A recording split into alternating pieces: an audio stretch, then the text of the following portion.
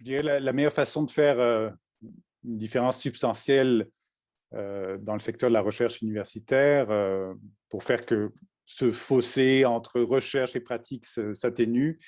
Je dirais que c'est difficile de parler du secteur de la recherche universitaire dans son ensemble parce que ce qui se fait d'une université à l'autre est très différent. Ce que je veux dire a énormément de limites, puis découle uniquement de mes observations immédiates, puis sans avoir fait d'enquête là-dessus.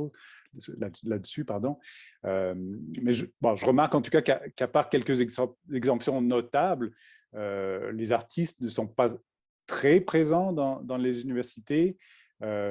Chez beaucoup de cinéastes documentaires, par exemple, si on parle de ce champ-là, chez beaucoup de cinéastes, le sentiment qu'ils ou elles n'ont pas leur place à l'université. Il y a peut-être à cause d'une sorte de rigidité des champs disciplinaires, une difficulté aussi à se faire financer. Il y a beaucoup de cinéastes qui sont habitués à des financements qui viennent par exemple du Conseil des arts du Canada ou du Conseil des arts et des lettres du Québec. Et puis, ces financements ne sont pas compatibles, par exemple, avec des subventions académiques ou difficilement. Il y a aussi toute la question du processus de certificat d'éthique qui sont souvent peu adaptés aux démarches artistiques.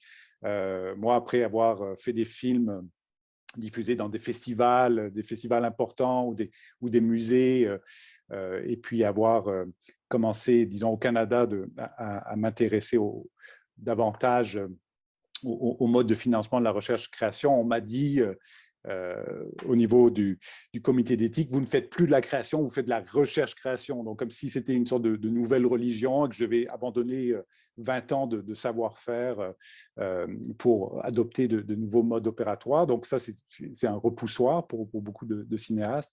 Il y a aussi une reconnaissance un peu à demi-voix des contributions artistiques des cinéastes, une grosse pression encore qui subsiste sur l'idée de publier, donc un format qui doit encore passer par des mots le plus souvent, avec une exigence d'un mode de production souvent trop similaire et qui ressemble trop à d'autres disciplines académiques.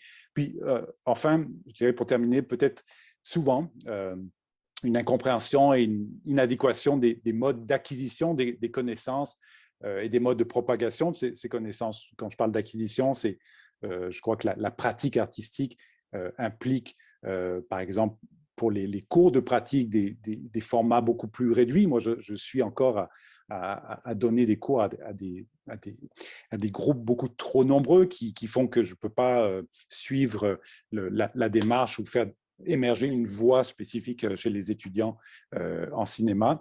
Et puis aussi des modes, des lieux de rencontre interdisciplinaires qui n'existent pas assez souvent, des lieux physiques, je veux dire, de rencontre. Donc, voilà, ce sont toutes peut-être des choses qui appartiennent à chaque université d'amplifier, évidemment, sans faire de généralisation, là, encore une fois.